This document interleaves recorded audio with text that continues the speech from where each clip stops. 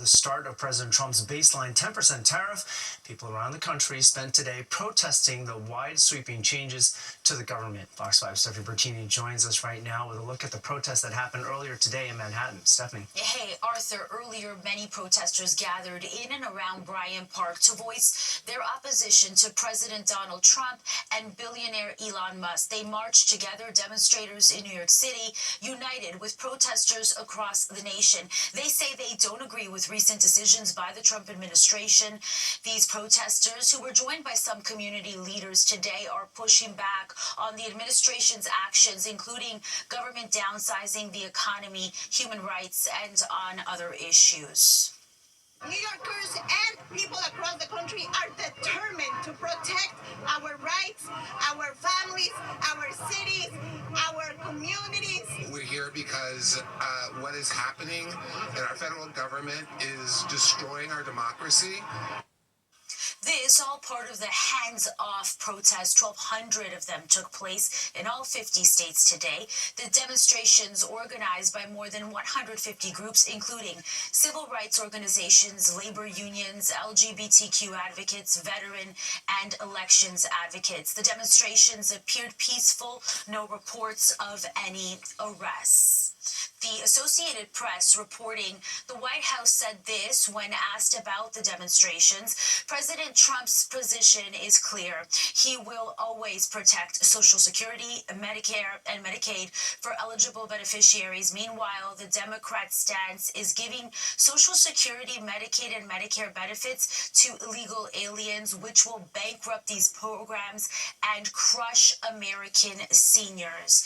And here in New York City, there was rain, Arthur, as you know, but that did not stop the large crowd. Back to you. Like that from the video. Thank you very much, Stephanie. Well, in the meantime, President Trump's 10% unilateral tariff on all imports from nearly every nation kicked in just after midnight this morning. Customs agents at U.S. ports of entry are now collecting that tax. Some foreign trade partners have already retaliated, including China, which announced it will impose a 34% tax on all U.S. imports as of next week. I think that the biggest fear is stagflation. And that's something when you see massive tariffs and you really see kind of trade lock up, that's what can happen is stagflation, where you have inflation and you have decreased growth domestically and abroad.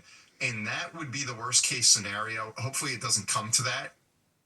While even higher tariffs on other countries are expected to go into effect on Wednesday. Trump claims the new taxes on imports will bring about a domestic manufacturing renaissance and help fund an extension of his 2017 tax cuts. New York Public Schools will continue with its diversity, equity, and inclusion practices. State officials informed the Trump administration that they will not be complying with the president's executive order to end DEI, saying the federal government does not have the authority to make that mandate. On Thursday, the Trump administration ordered K-12 schools nationwide to certify within 10 days that they are complying as a condition for receiving federal money. The New York State Education Department releasing a statement saying it continues to work with New York schools to increase equity, access, and opportunities in education for all New York State students. To stay up to date on all of these top stories, you can just download the free Fox Local app, which is in your phone's app store. Time now for our first look at the weather. Audrey Puente joins us now. Not a picturesque start to the weekend, but that'll do. Definitely not, Arthur. It was a dreary day. You're watching the 10 o'clock news. A major milestone for the Buffalo Bills' new stadium. The final steel beam was raised into place at the new Highmark Stadium there. The so-called topping out ceremony was held yesterday. The more than $2 billion stadium is over budget, but it is expected to be ready next year. And it is time to eat your heart out. The annual extravaganza known as Smorgasburg kicked off in Williamsburg, Brooklyn this weekend. And as our Meredith Gorman explains, a little rain was not enough to dampen the appetite of those who did show up. It's an open-air food.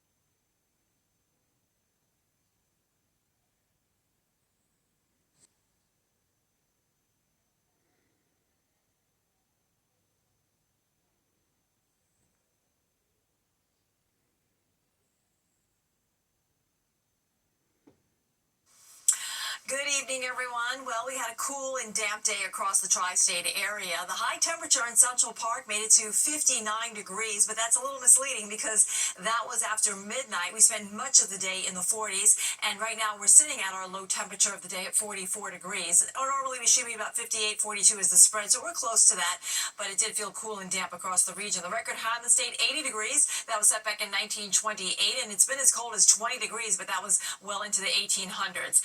Okay, right now we're sitting at 44 in Central Park, as I mentioned. Same number out in Islip, it's 42. In East Hampton, 43 was the current reading for you in Bridgeport. We're finding the same number in Poughkeepsie. Upper 30s in Monticello, so it's a little colder off to the northwest of us here. Now, these temperatures are running much colder than they were at this time yesterday. We felt the chill in the air after a mild day yesterday. And the winds, they kind of get our attention today because they're a little bit brisk. We have our winds sustained between, let's say, 10 and 15 miles per hour on average, but we did have gusts earlier up to 25 miles per hour. So as far as rainfall is concerned, we're not seeing a lot of it now as we did earlier today. Most of that rain is now shifted off to the east, but we still have some showers up to the north. I pointed out earlier up in the Hudson Valley, we still have some rain coming through Sullivan and Ulster counties. It is working eastward, will likely reach Dutchess and Putnam counties shortly, and also into Litchfield County in Connecticut too. Out to the west, there's still more moisture to move into the region, so I'm going to leave in the chance for scattered showers and maybe an isolated thunderstorm off to the south here across central and southern New Jersey with some vigorous cells that are coming out of southeast Pennsylvania. But that's about it for the overnight. And tomorrow it will feel dreary. It'll look dreary too, but we won't see as much rainfall as we experienced today. We still have this frontal boundary still in our position, or in our vicinity rather, and along it there's some waves of low pressure that are still yet to push through our region. Some of that is helping to ignite some severe weather in parts of the Tennessee Valley heading towards the Mississippi Valley as well. In fact, they have tornado warnings this evening, flooding a major concern here. It's actually pretty treacherous across portions of Kentucky and Tennessee. Elsewhere, though, it's pretty quiet, especially in our area tonight. We just have a couple of spotty showers rolling through, and again, maybe an isolated thunderstorm overnight. That's about it. Tomorrow, we'll wake up with lots of clouds. We'll have some scattered showers, but I don't think they'll be as widespread as what we saw today. So a lot of clouds in place, maybe some patchy drizzle on and off, and a couple of spotty showers will roll through from time to time. Now, as we go into late in the evening on Sunday, we'll start to get more moisture coming in here because the cold front will make its approach. And off to the north, our models are indicating we could see a little bit of an icy mix off to the north because temperatures will be cold enough too. We're going to stay mainly rain though across the city, Long Island, and most of New Jersey too. And everything exits offshore as we go into Monday midday. But then we still have the chances of a couple of showers on the backside here, and we really don't clear out until we get into Tuesday. So it's still going to be a little unsettled and dreary over the next, let's say, 48 hours or so. So tonight we'll drop back to, well, actually we already dropped further than 48. We're now at 44 degrees. And tomorrow we're going up to 58 degrees. So that's about average for this time of year. Lots of clouds in place. Again, you may want to have your umbrella handy if you'll be out and about because you could encounter some patchy drizzle and maybe a passing shower too. Rain in a mix to the north on Monday, and Tuesday we dry it out. Temperature's pretty chilly though. The high will only be 47 degrees. Arthur, over to you. All right, thanks, Audrey. At least it's better than what they're dealing with in the South and Midwest, right? Well, the power of AI is rattling creators as a new image generator tool goes viral for mimicking copyrighted work. Coming up, a lawyer weighs in on if this type of AI use is legal.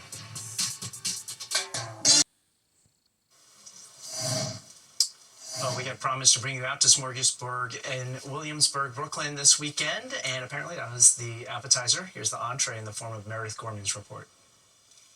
It's an open-air food market in Brooklyn with just about every kind of cuisine you can think of. And it's back open for the season. First Saturday of the year at Williamsburg. We'll be here from April all the way until October, every single Saturday from 11 to 6, hopefully without rain. 65 vendors braved the wind and rain on Saturday, setting up stands in Marsha P. Johnson State Park at Williamsburg's Smorgasburg, whipping up all kinds of delicious food and drinks. I sell and create Indian fusion desserts. So I'm the founder, and everything I create comes from my culture. They're not overly sweet, they're very balanced. I started this in the pandemic from my apartment kitchen. We make Jamaican sandwich pockets in cocoa bread. Cocoa bread is a warm, fluffy Jamaican bread. We fill it with Jamaican staples like oxtail, jerk chicken, curry goat, jerk pork.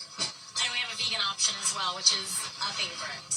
And the foodies came out too, rain or shine. It wasn't supposed to rain until like 3, so hopefully it clears up a little bit. But this is It's not ideal right now, but we'll put up with it for the food. We had the dumplings, the Mao ones in the back. We had the Bao ones. We were trying to purchase a cup. We got this for free.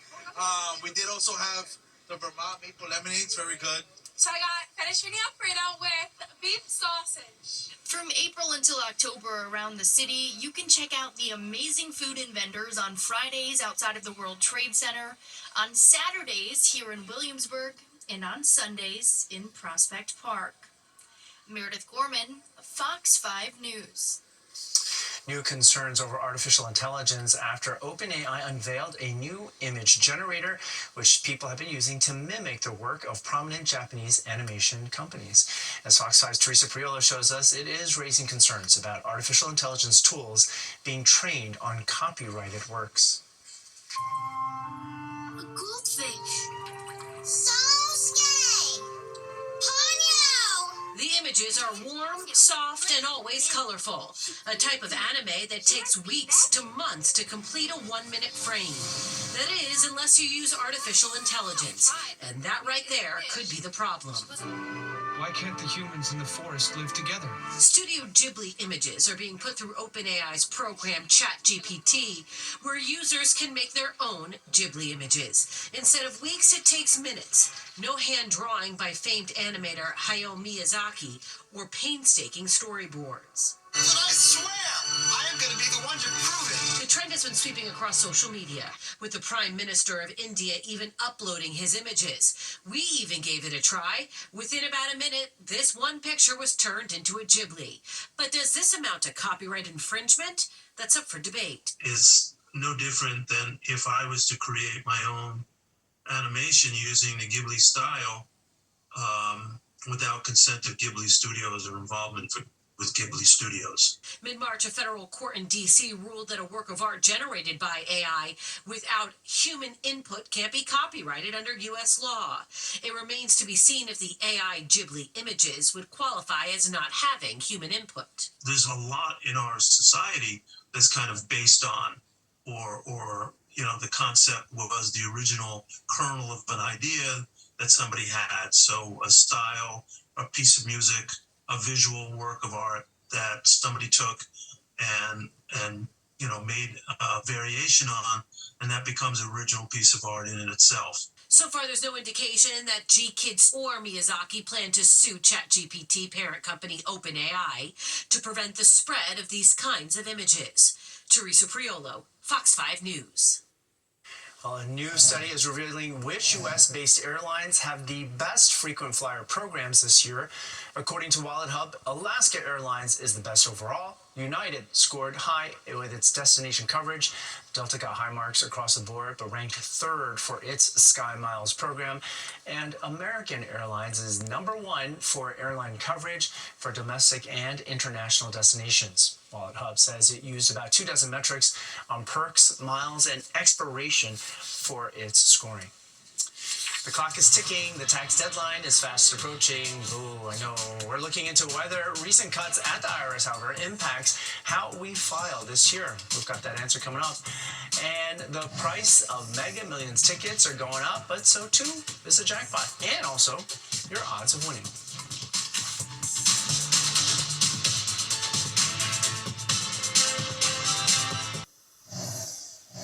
Welcome back. Here's a quick look at our top stories tonight. President Trump's new tariffs have taken into effect as of today. His 10% tariffs on imports from just about all over the world kicked in a little past midnight. The stock market is coming off its worst week since the COVID pandemic started. And tonight, the president's urging Americans to hang tough as he continues to insist his plan will revitalize manufacturing, create jobs, and generate revenue. From the National Mall in Washington to state capitals and major cities across the country, huge crowds rallied to demonstrate against the Trump administration this weekend. Organizers from more than 150 different groups bringing together Americans angry with the president's policies and also with Elon Musk's cuts to the government. Lucas Tomlinson has the story. Hands off! Our science! It's being billed as one of the largest single-day demonstrations against President Trump since he returned to office. tens of thousands rallying across the nation as part of the hands-off movement, a call for action against the Trump administration and billionaire Elon Musk. Donald Trump and Elon Musk are trying to roll back 6 decades of civil rights progress. Protesters say the country is facing a national crisis. Among the changes they condemn, DOJ's firing of thousands of federal workers, the closing of Social Security offices around the nation, the closing of entire agencies like the Department of Education, and the scaling back of protections for trans and LGBTQ+ communities. If we are quiet, if elected officials are quiet, then we are complicit. In the nation's capital, thousands also demonstrated in support of Palestine and called for the release of students and activists detained by ICE for being part of the pro-Palestinian movement. Free Palestine! We will advance this fight until the bombs stop dropping on our people, until our students are free, and until every Palestinian returns to his rightful land. President Trump is here in Florida for the weekend with no official events scheduled. He continues to defend Elon Musk and his Doge cuts, despite the heavy criticism. Traveling with the president in West Palm Beach, Florida, Lucas Tomlinson, Fox News. The tax deadline is fast approaching and is due on April 15th. That's just 10 days away. Recent IRS cuts by the Trump administration are not expected to impact filing, the government says. Employees involved in the tax season were told they are not allowed to accept a buyout offer until after the taxpayer filing deadline. A new report from Wallet Hub shows which states have the highest total in taxes. Hawaii comes in at number 1, the wrong number 1, and New York follows a close second, the wrong number 2.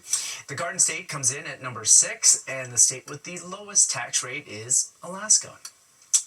Chances to win Mega Millions started today, and officials say the update increases the odds of winning. The price for a ticket, however, goes from $2 to $5, and starting with Tuesday's drawing, players' odds of winning that jackpot go from about 1 in 302 million to roughly 1 in 290 million. Yay! Reaction seems to be mixed.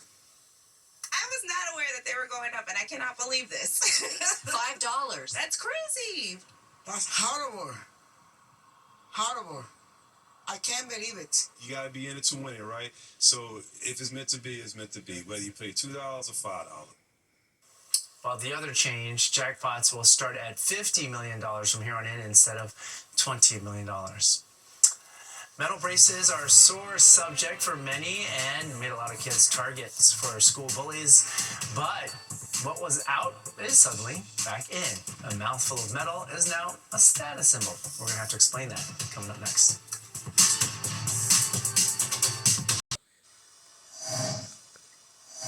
Having a mouthful of metal was probably an embarrassing part of somebody's middle and high school experience, but now old school braces used to straighten teeth, apparently, we're told, are back in style. Fox 5's Kendall Green shows us how it is now a status symbol. Baruz and his mom got the news during a dentist appointment about 2 years ago that his smile was bound for a change. I was surprised, and then the doctor said, "You're getting braces." And Baruz wasn't the first in his family that needed braces. His mom tells us his older sister was in the same boat, and she tried Invisalign, but maintaining the schedule, putting them in, pulling them out, wasn't that easy. Sometimes eat, forget, that's why it didn't work, but we paid too much money. It doesn't work for us. So this time around, they left that option off the table. It turns out he's a part of a wave of those embracing traditional metal braces. Biological and holistic dentist Dr. Michelle Jorgensen shares on a weekly basis she's noticed a shift in her office. Maybe, one a day or one every other day. But now we're seeing maybe 50% or more are saying, no, actually, I want the old metal kind. She adds, metal braces are making a comeback for purposes beyond aesthetics. This is kind of emerging research showing that there is an increase in microplastics in the body when you're wearing plastic braces all day long every day. Not only that, but people don't necessarily love the idea of all of the plastic getting into our environment. Baruz was relieved he wasn't alone. In fact, half of my class I see them, yeah. Like they almost have braces, yeah, half of them. And time for half of his class is ticking toward those perfect smiles they've invested in. Baruz's mom just glad they're much closer. Very good. And doctor said 1 more year that we have to pay, we're gonna pay. And so you get the best bang for your buck this way. Yes. First 3 days, it's gonna hurt, and then you're gonna get comfortable. It's like not gonna be there anymore. Yeah. So yeah, you're gonna get used to it. Kendall Grain, Fox 5 News. Well, he has a nice smile to begin with. A rainy, gloomy start to the weekend. Audrey Fuente is here with the check of our forecast. Hey, Audrey. Hi, Arthur. Well, we still have green on the map here, indicating that we're still going to have some rain showers rolling through overnight, and it's still going to be damp for your Sunday. I'll let you know when we'll finally dry out when the 10 o'clock news continues.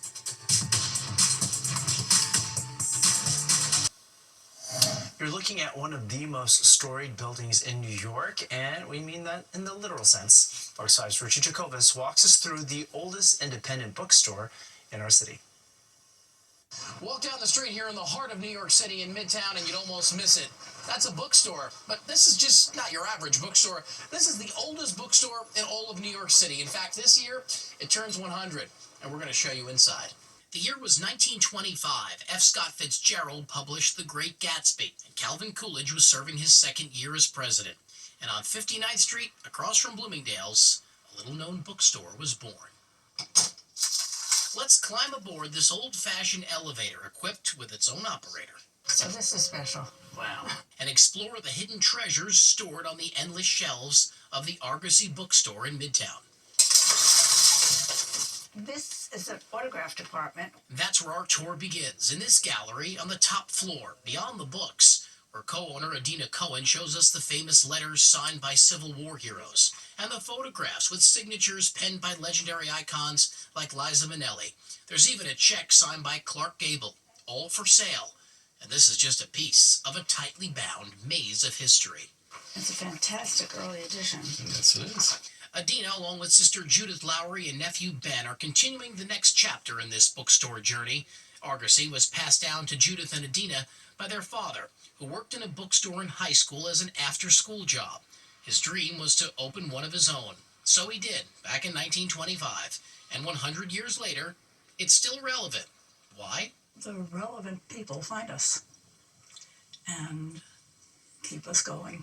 People like Bill, who's been browsing at Argosy since he was a kid. It's the same, it doesn't change. Despite new offers coming in almost daily to buy this piece of storied history, son Ben says the answer is always no thank you. Cold calls and people coming in and offers, some very good offers. It's really not on the table. It's, I have 2 kids and someday hopefully they'll join the fold. Put that right into the camera. As for those actual recycled books, some priceless first editions that are locked away, many of them are brought in or donated to Argosy. The man in charge of restoration, Richard Rosenblatt, another employee who's been in charge of rebinding and repainting hundreds of books a day for nearly 4 decades.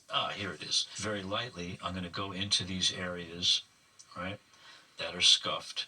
Richard treats every book with TLC, even the weathered bindings that are exempt from restoration, because they're just too delicate to handle. But for those who want to experience the gift of Argosy, go in and get lost. Dive deep into some of the most prominent works. Look for the rarest signatures, and appreciate a part of history that's still here in Manhattan. If you have an intellectual life, it can carry you through your older years. Like a ship saving you from drowning. Oh, and if you're wondering why Mr. Cohen chose the name Argosy, well, we'll go back in time again, when choosing the letter A would put the store at the top of the phone book directory. And you can find those here, too. In Midtown, Richard Giacobus, Fox 5 News. Could have called it abracadabra. All right, Jennifer Williams is here now with a check of what's coming up in sports. Hey, Jennifer. Imagine becoming first-time parents, but being about 100 years old when that happens. The Philadelphia Zoo says a pair of its Galapagos tortoises did just that. 4 other hatchlings arrived yesterday. They're being kept behind the scenes for now, and more eggs are being monitored. A public debut is planned for April 23rd, which is also the 93rd anniversary of the mom's arrival at the zoo. Happy birthdays. All right, that does it for us tonight. If you've missed any part of the 10 o'clock news, you can always catch an encore on our free streaming app, Fox Local. Just scan this QR code that's on your screen right now to download the free Fox Local app onto your phone, where you can then stream our newscast from anywhere you want at any time. And we're going to be back here tomorrow night. We hope you join us then. In the meantime, have a great night and have a safe weekend.